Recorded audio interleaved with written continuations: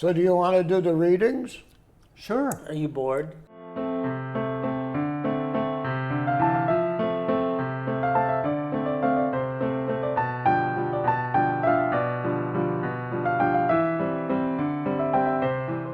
We talked before about all of us being performers, and we thought today, we've decided as a group today that we might do a few readings on Keep your things pants that on. are, what's that? Keep your pants on. Keep your pants Oh, there goes my Keep your routine. day job. And so away we go, and Danny's going to introduce. Okay, I'm not the going to first- perform, but I'd like to introduce something, a play. I've written only a couple that I wrote A couple? sometime. Throw three. A handful. Three that A I know. handful. 45 minutes we got. Okay, and it was called Mengelberg and Mahler, and I'd like to give you very quickly some background, and then I wrote it very much with my friend and the very talented actor Bob Lobauer in mind. After the war, when the Dutch Council of the Arts came back into Government-sanctioned. power, Yeah. they expelled Mengelberg from being the artistic director for his being complicit with the Nazis. Collaborator. Yes. And essentially sent him into exile. One of the things is during it's almost like in real time, the play, he's waiting to hear his petition to the Dutch Council of the Arts. Enough already, mea culpa, I'll come back and I will be conductor again, let bygones be bygones. And that is one of the small tensions in the play, is are they going to let him come back? That's it. And Well so done, you're going well to do a part from near the beginning Yeah, of the play. it's part of the exposition at the beginning. Little Gustav, my dear little Gustav. Oh, how they berated him, my friends, those pompous Viennese. Oh, this is not music for a symphony orchestra, they said. It is for a circus band. It is the irresponsible, it is the self-conscious, shit. I knew this was going to happen. I just want to get into it. Yeah. It is not a symphony it's not for a symphony orchestra, it's for a circus band.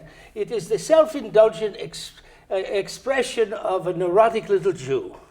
Typically, it's not rooted in anything, no nation, no culture, merely the random pickings of a diaspora vagabond. And that is why Herr Mahler's music strikes one false note after another. Their words, my friend, not mine. I knew him the way they never could. Well, I will grant them one thing, the neurotic part. His friend Dr. Freud would have agreed with that, no? My Tilly thought he was absolutely crazy. I remember the first time. We had picked him up at Amsterdam Central Station in our carriage. He looked like a refugee from where? Poland, Romania, standing there in front of the station, his suit buttoned up, his tie askew, his hair standing on end like he had just been struck by lightning. And his eyes, Tilly always remembered his bewildered eyes behind those thick lenses, magnified to twice their size, twice their intensity, twice their melancholy. She took pity on him right then and there. Poor Gustav, crazy Gustav. Of course, he had been on the train for 3 nights and 4 days, all the way from Vienna in a wagon, eating bread and what? Liverwurst? Pickles? We told the driver to get us back to the house, allegro troppo. Let him bathe immediately, feed him a decent meal, a bed to rest in. But no, 2 minutes and he's shouting, stop the carriage! What is that sound? And what was that sound?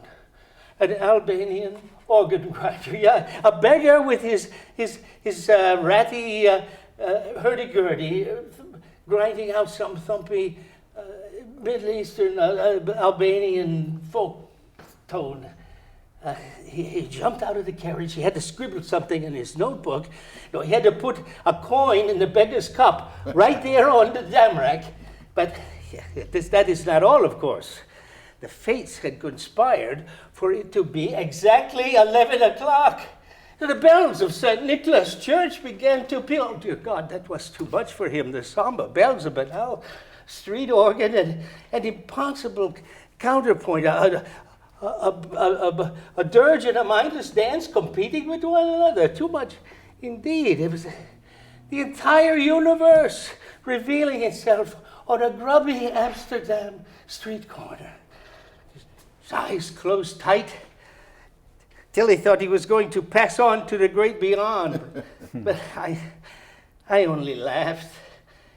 I knew him already. Truth to tell, I would have known him anywhere. I had heard his universe. I had read his score. Lovely. Nice. Beautiful. Lovely. What have we This got? is a brief speech from I'm Not Rappaport by High Gardner, by No. Herb Gardner. Gardner. Herb Right. Gardner. Hi. How many They times I have might, to they might do have this? called him Sing. high, you know, but it was Herb. I'm an 81-year-old Lithuanian radical. Sure, that's what he says. I've been sitting in the park for a couple of weeks on a bench with an old black man who can hardly see anything. And I've been kibitzing him and playing him along. But we have an affectionate sort of connection together. And I learned that the chairman of the co-op committee of the building of which He's the he superintendent. is the superintendent for 40 years 41 is years coming come to July. the park to meet him today, basically to tell him he's fired. And I, who have decided that in my last several years of life, however long I've got, I said for 81 years I lived one life. Why not 100 in the next 5? So I immediately take on the persona of a lawyer who is in charge of an organization that provides protection for people like this fellow Midge, called Hertzfo. It's a complete made-up thing. And so here he is in the park with Mr. Danforth, who has come to give Midge Carter his release. I say to him, you know, Danforth, they're going to be canvassing in front of that building when they find out what you did to him. The name Danforth will start to mean something. You'll become an adjective, my friend. A symbol, a new word for the persecution of the old and disabled, the black and the blind. I'm sorry, the spotlight falls on you, Danforth, because it must. Because you are so extraordinarily ordinary. And because there are so many of you now.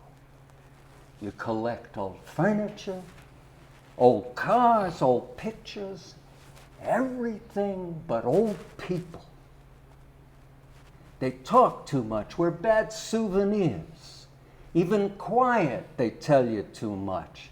They look like the future, and you don't want to know.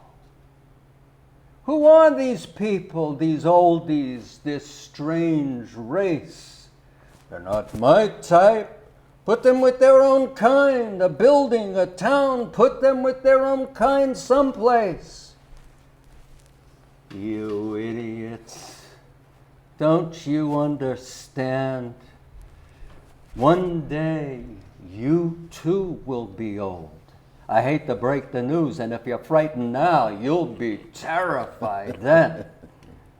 The problem's not that life is short, but that it's very long, so you better have a policy. Here we are. Take a look at us. We're the coming attractions. That's right, and as long as you're afraid of it, you'll be afraid of us. You will want to hide us and make us hide from you. You're dangerous. You foolish bastards. Don't you understand? The old people, they're the survivors. They know something.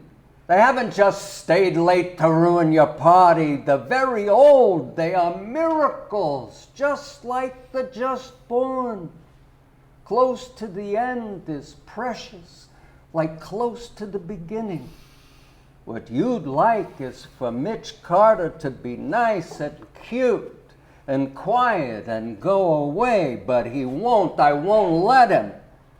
Tell him he's slow, tell him he's stupid, okay. But you tell him that he is unnecessary, and that is a sin. That is a sin against life. That is abortion at the other end. Hertz foe awaits. The arena is booked. The lions are hungry. Very Very good. nice. Herb Gardner, yeah. Damn. I got a poem by Buff Bradley. Buff Bradley. Buff Bradley is a fan of this show. He saw a couple of episodes and he wrote us this poem. You kidding? Does he live here? He lives in Fairfax, California, West Marin County.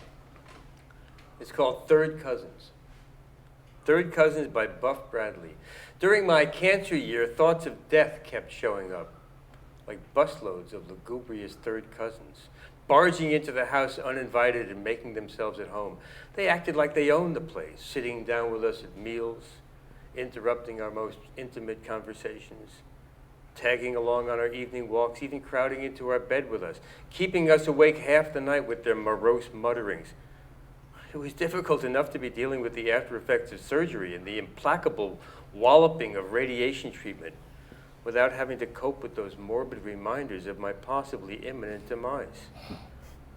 When I tried to ignore them, they'd sneak up behind me, shout boo in my ear. And when I tried meditation to transcend them, they folded their legs and transcended right along with me. It wasn't until after the treatments were complete and I learned that I was cancer-free that the cousins decided to get back on the bus and head out of town. And although one of them still drops by from time to time, mostly I am rid of these funereal relations and once more happily pretending that I am never going to die. Oh, Ah, that was good. well read. Well read, He's a well talented man. Oh, yeah. I would like to thank the Morgan House of Lee, Massachusetts for allowing us to shoot Here, here. today. Here, Yeah. couple of Morgan spirits. House, Thank thank you, you very Morgan. much. We hope to do it again.